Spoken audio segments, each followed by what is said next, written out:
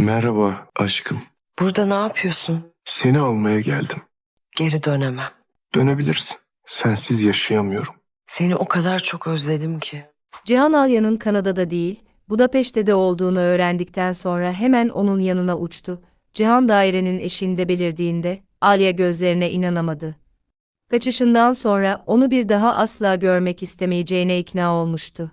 Ancak Cihan, eşiği geçer geçmez, onun için geldiğini açıkça belli etti. Alya kafası karışmıştı, yaptıklarının nedenlerini açıklamak istiyordu. Ancak o anda Deniz'e odaya koştu. Cihan'ı gören çocuk hemen kendini onun kollarına attı.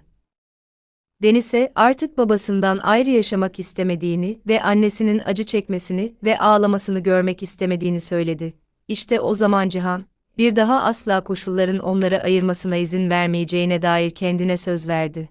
Alya, Deniz'e ve kendisinin bir daha asla dünyanın farklı taraflarında bulunmamaları için elinden gelen her şeyi yapacaktı. Daha sonra, duygular biraz yatıştıktan sonra, Cihan, Alya'ya Mardin'den ayrıldığından beri olan her şeyi anlattı. Meydandaki trajik olayları, silahlı çatışmayı, ölüleri ve şehri saran kaosu ayrıntılı bir şekilde anlattı.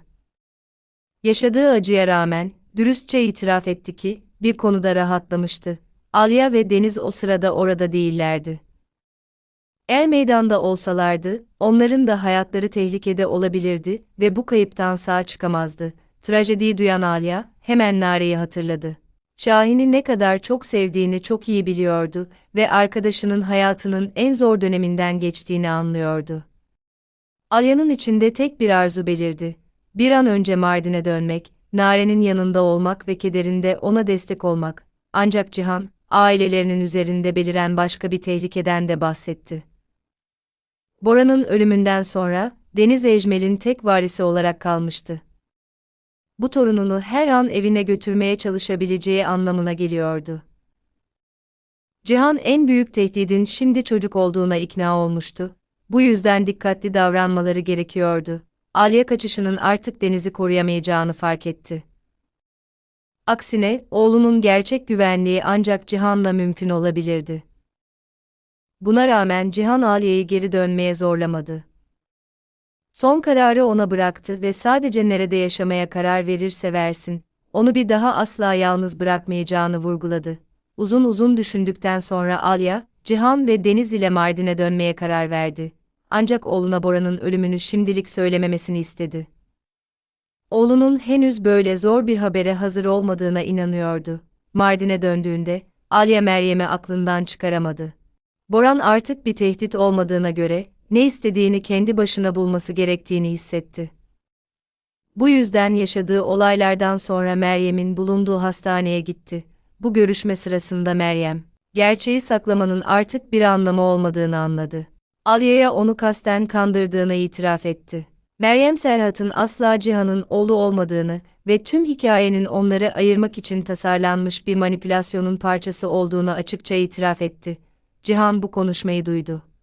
Duydukları içindeki tüm şüpheleri nihayet ortadan kaldırdı.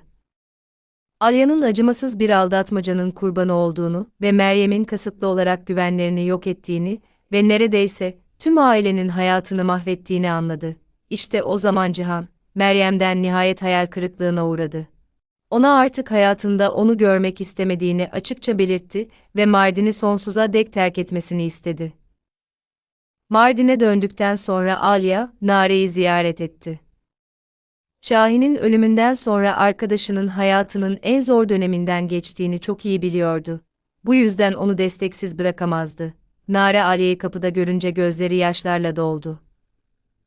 Arkadaşının dönüşüne içtenlikle sevinmişti, çünkü bunca zamandır en zor anlarında her zaman yanında olan kişiyi gerçekten özlemişti. Kendi acısına rağmen Nare, Alya'nın tekrar evde olmasından ve artık hiçbir yere gitmeyecek olmasından mutluydu. Buluşmaları çok sıcak ve duygusaldı. Alya Nare'ye sıkıca sarıldı. Hiçbir kelimenin onun kaybını tam olarak hafifletemeyeceğini anlıyordu. Sadece arkadaşının şunu hissetmesini istiyordu. Artık acısıyla yalnız kalmayacaktı. Konuşma sırasında Nare, yaşadığı her şeyden sonra psikolojik durumuyla tek başına başa çıkamayacağının farkına vardığını itiraf etti. Bu yüzden yaşamayı öğrenmek ve yavaş yavaş normal bir hayata dönmek için zor ama çok önemli bir karar alarak tam bir psikoterapi programına katılmaya karar verdi. Bunu duyan Alya, onu tamamen destekledi. Yardım aramanın bir zayıflık işareti olmadığını, aksine büyük bir içsel gücün ve hayatın anlamını yeniden bulma arzusunun bir göstergesi olduğunu söyledi. Alya tedavi boyunca Nare'nin yanında olacağına, onu destekleyeceğine ve her an ona yardım edeceğine söz verdi.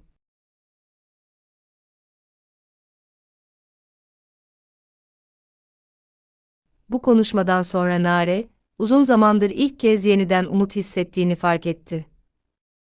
Etrafında onu acısıyla yalnız bırakmayacak insanlar olduğunu anladı. Ve Alya arkadaşına bakarak, Mardin'e dönüşünün doğru karar olduğuna daha da ikna oldu. Çünkü artık en çok ihtiyacı olanlara destek olabilirdi. Alya'nın Mardin'e dönüşü, tüm karakterlerin hayatında yeni bir dönemin başlangıcı oldu.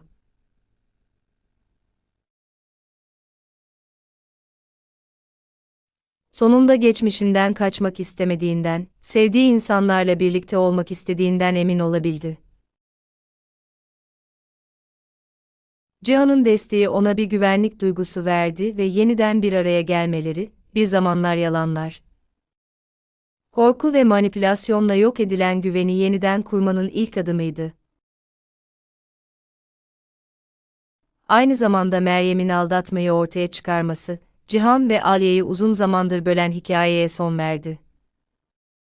Sonunda yalnızca açıklık ve karşılıklı güvenin ortak bir gelecek inşa etmelerine ve ailelerini yeni zorluklardan korumalarına yardımcı olacağını anladılar. Alya'nın Nare'ye dönüşü de aynı derecede önemliydi. Buluşmaları her ikisine de en acı kayıplardan sonra bile bir insanın kederiyle yalnız bırakılmaması gerektiğini hatırlattı.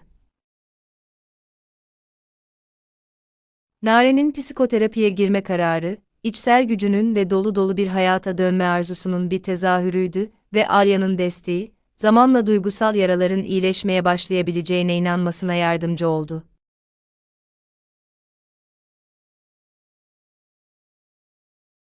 Böylece Albor ailesi yaşadıkları trajedilerden yavaş yavaş kurtulmaya başladı. Kahramanları önlerinde yeni zorluklar ve tehlikeler bekliyordu. Ancak artık bunlarla birlikte yüzleşmeye hazırdılar. Sevgi, karşılıklı destek ve birbirleri için savaşma isteği, geleceklerini inşa etmeye karar verdikleri sağlam bir temel oluşturdu.